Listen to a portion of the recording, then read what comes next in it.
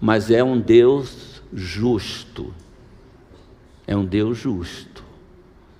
A gente pode até cometer injustiças nos nossos relacionamentos, mas, meus amados, com Deus não se brinca.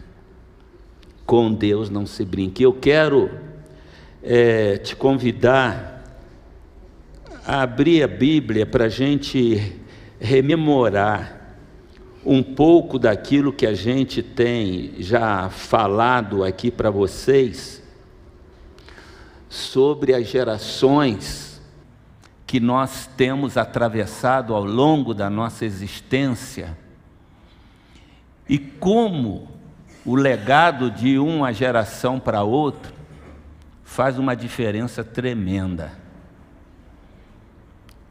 É interessante que a Bíblia fala algumas vezes sobre maldição hereditária. E nós sabemos que Jesus quebrou toda maldição sobre as nossas vidas. Aquele que crê em Jesus, ele anula toda a maldição da tua família, da tua casa. Porém, as pessoas que não creem podem estar certo de que elas carregam a maldição dos seus antepassados. E é por esta razão que às vezes você tem uma maldição na família, uma pessoa é prostituta e a sequência de prostitutas continua naquela família. A pessoa tem dependência química, tem dependência de álcool, como eu já mencionei, que era o caso da família do meu pai. Todos eram alcoólatras. Famílias que vivem em pé de guerra. Portanto, não é suficiente você dizer que foi batizado, que você é crente, amado. Você tem que ter um compromisso muito sério com Deus. Você tem que levar Deus a sério. Aí Ele vai quebrar a maldição na tua casa, na tua família, seja qual tipo de maldição for. Alguns carregam até síndromes. Vai passando de pais para filhos e assim sucessivamente. E eu vou mostrar depois para vocês, hoje não, como Deus pode quebrar tudo isso na tua vida. Mas hoje, eu quero ainda retratar alguns textos que nós já vimos aqui, como 2 Crônicas 20. 2 Crônicas 20. Você vai ver aquela questão de Uzias, não é? Uzias era um homem de Deus, mas ele se descuidou. Eu não vou entrar em detalhes, porque eu já entrei em detalhes aqui. E está aqui em 2 Reis, no capítulo 20. Eu tinha falado outra coisa?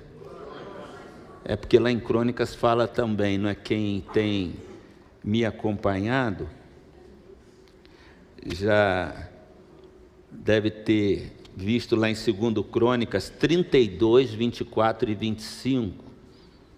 2 Crônicas 32, mas eu não vou ler esse texto agora. Eu vou ler aqui em 2 Reis 20.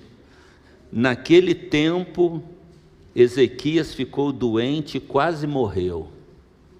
Ele era temente a Deus.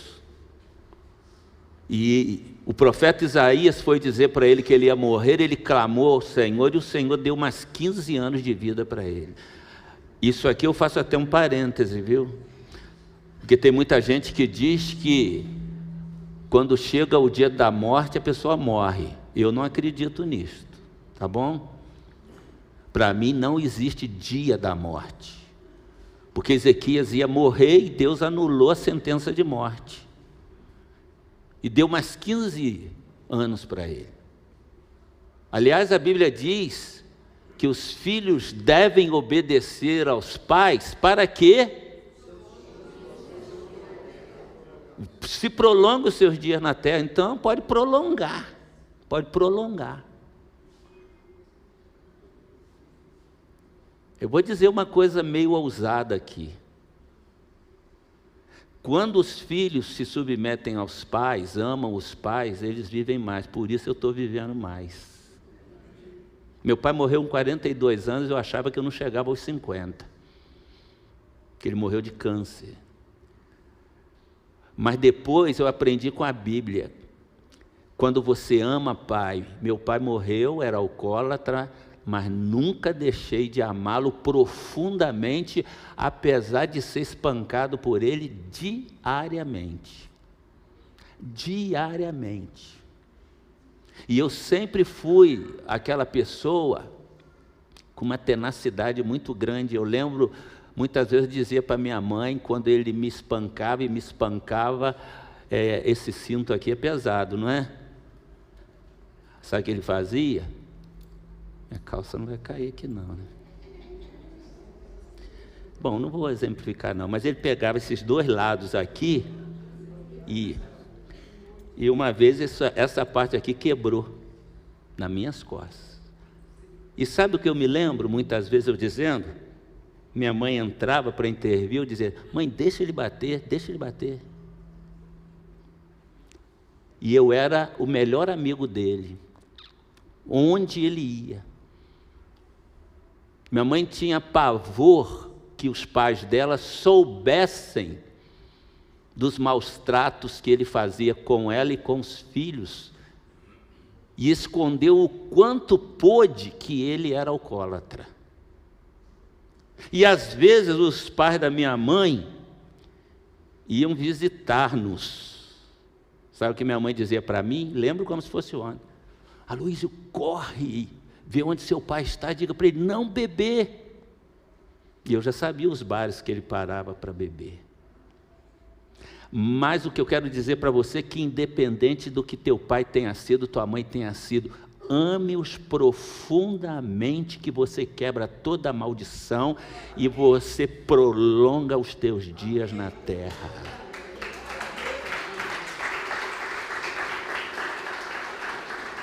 Isso é bíblico.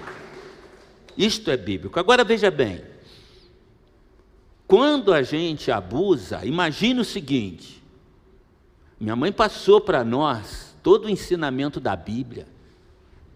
Minha mãe sempre foi uma crente muito fiel, consagrada ao Senhor ao extremo, ganhadora de almas, amante da palavra, não perdia um culto na igreja, mulher de oração, intercedia por todo mundo e pregava o evangelho para todo mundo. Aí você imagina, se no decorrer dos tempos, eu ou algum dos meus irmãos deixasse de lado tudo aquilo que ela passou para a gente. Nós teríamos recebido a bênção do que ela deixou, mas o que nós deixaríamos para a nossa posteridade? Maldição. Maldição. E Ezequias, ele abusou com Deus. Deus deu mais 15 anos para ele. Ele quis aproveitar a vida ao máximo, se descuidou da criação do filho e se esqueceu até mesmo do benefício que Deus tinha feito. Amados, a pior coisa que tem é a gente esquecer dos benefícios que Deus tem feito na nossa vida, e Ele tem feito muitos benefícios na nossa vida, e a gente esquece fácil. Quando você está passando um apuro, seja financeiro, seja de saúde, você se apega a Deus, e você pede Deus, você não perde um culto, você pede as pessoas para orar, e Deus te livra, e daqui a pouco você se esquece. Isto é algo que para Deus é como uma afronta, é como uma afronta. E a Bíblia diz claramente que Ezequias se esqueceu. Aí ele teve um filho naqueles 15 anos, capítulo 21 agora. Manassés tinha 12 anos de idade quando começou a reinar. E reinou 55 anos em Jerusalém. Verso 2. Ele fez o que o Senhor reprova, imitando as práticas detestáveis das nações que o Senhor havia expulsado de diante dos israelitas. Deus tinha dado vitórias ao povo de Israel sobre muitas nações inimigas. E agora Manassés, filho de Ezequias, por causa do descuido do pai, fez tudo que as nações pagãs faziam e muito mais. Já dissemos aqui, a ponto de sacrificar crianças no altar dos deuses pagãos. Olha o que diz o versículo 10. O Senhor disse por meio dos seus servos os profetas: Manassés, rei de Judá, cometeu esses atos repugnantes, agiu e também levou Judá, a tribo de Judá, não é? A pecar com os ídolos que fizera. Portanto, assim diz o Senhor Deus de Israel, assim diz o Senhor, portanto, por causa disso, diz o Senhor, causarei uma tal desgraça em Jerusalém e em Judá, que os ouvidos de quem ouvir a respeito ficarão zumbindo. O Senhor está dizendo, causarei, por causa dos males que cometeram contra mim. O versículo de número 16 diz assim: Manassés também derramou tanto sangue inocente que encheu Jerusalém de um extremo ao outro. Além disso, levou Judá a cometer pecado e fazer o que o Senhor reprova. Manassés, filho do rei Ezequias, nós não sabemos, amados, os males que podem acontecer quando a gente se descuida. E cá para nós, como temos descuidado dos nossos filhos, como temos descuidado da nossa família, como temos descuidado dos nossos amigos. E por isso, as gerações que se sucedem têm sido gerações cada vez mais degradantes. Guardem isso que eu falei para vocês. Deus pode quebrar a maldição e nós veremos sobre isto. Agora, eu quero que você pula para o capítulo 23, no versículo 26, capítulo 23, no versículo 26. Entretanto, o Senhor manteve o furor de sua grande ira. Entretanto, sabe o que significa isso aqui? Por causa do pecado de Manassés, houve uma pausa. Deus diz, porém, eu não me esqueci do que Manassés fez contra mim, porque ele não se arrependeu. Entretanto, o Senhor manteve o furor da sua grande ira, que se acendeu contra Judá, por causa de tudo que Manassés fizera, para provocar a sua ira. Quantos crentes provocam a ira do Senhor e não se dão conta disso?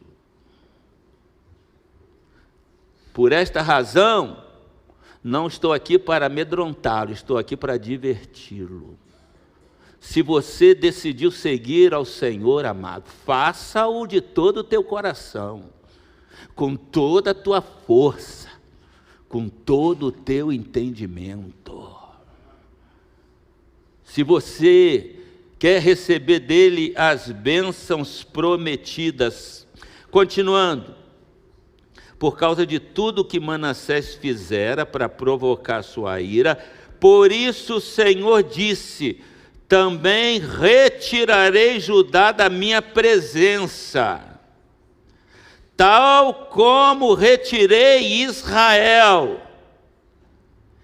Rejeitarei Jerusalém, a cidade que escolhi, e este templo, do qual eu disse: ali porei o meu nome. As tribos de Israel já tinham se dividido: tribo do norte, tribo do sul. Judá era do sul, Jerusalém, a capital. Porém, Israel era da tribo do norte.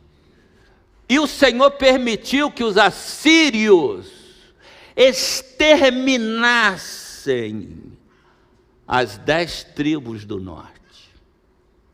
As 10 tribos do norte foram aniquiladas pelo grande império da Assíria. E o Senhor está dizendo: eu farei o mesmo com Judá e Jerusalém, por causa dos pecados que cometeram contra mim.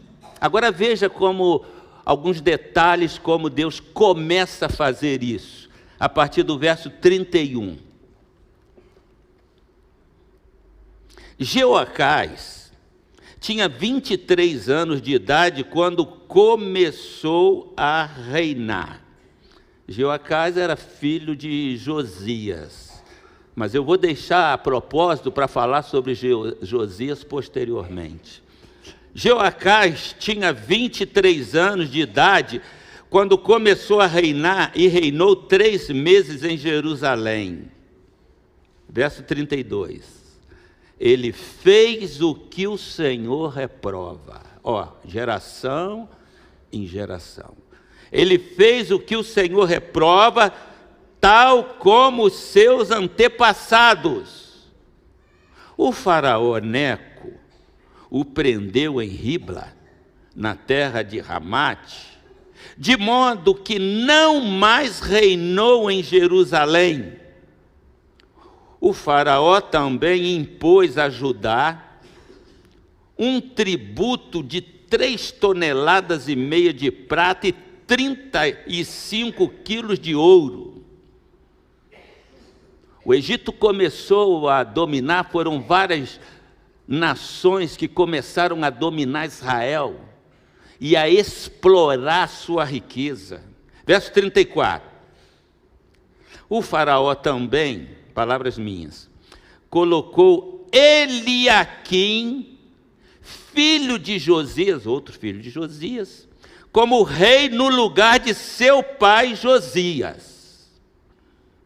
E mudou o nome de Eliaquim para Joaquim. Ou seja, os inimigos começaram a fazer uma lavagem cerebral. O mesmo que quiseram fazer com aqueles homens que foram para a Babilônia, Sadraque, Mesaque e Abednego. Por isto, o seu nome fora mudado de Eliaquim para Joaquim. Mas levou Jeoacás, está lá em cima, Jeoacás, com 23 anos, começou a reinar em lugar de Josias. Mas levou Jeoacás consigo para o Egito, onde ele morreu. Jeoaquim pagou ao faraó Neco a prata e o ouro. Agora olha que história interessante. Versículo 36. Jeoaquim tinha 25 anos de idade quando começou a reinar, e reinou 11 anos em Jerusalém. verso 37. Ele fez o que o Senhor reprova, tal como seus antepassados. Capítulo 24. Durante o reinado de Jeoaquim, Nabucodonosor, rei da Babilônia, invadiu o país. E Jeoaquim tornou-se seu vassalo por 3 anos. Agora o rei de Israel é subordinado ao rei da Babilônia. Então, ele voltou atrás, Jeoaquim voltou atrás, porque ele tinha feito um acordo com o rei da Babilônia de pagar tributo e ser subordinado. Porém, ele voltou atrás, rebelou-se contra Nabucodonosor. O Senhor enviou contra ele,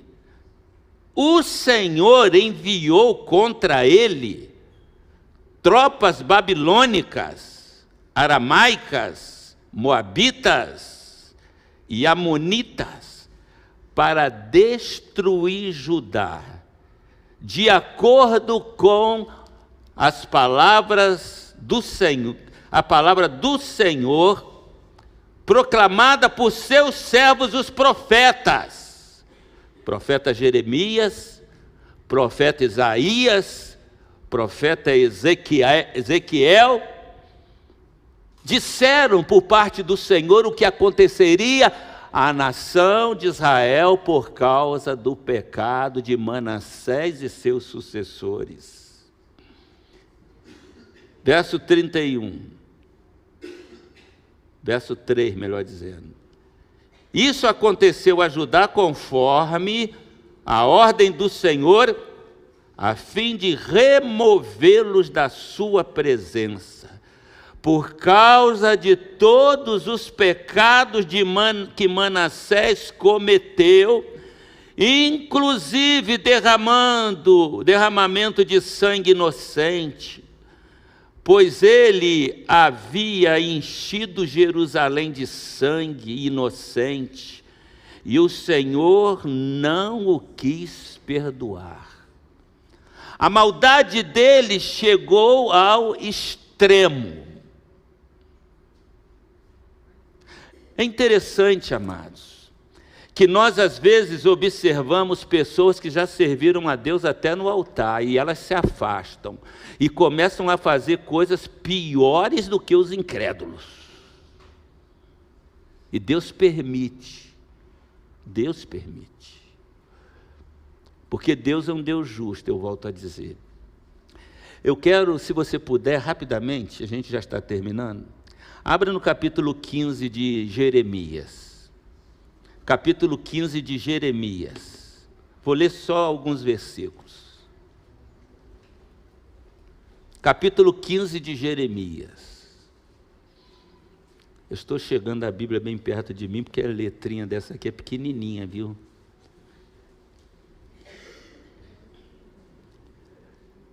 Então o Senhor me disse, o profeta Jeremias, então o Senhor me disse, ainda que Moisés e Samuel estivessem diante de mim, intercedendo por este povo, eu não lhes mostraria favor.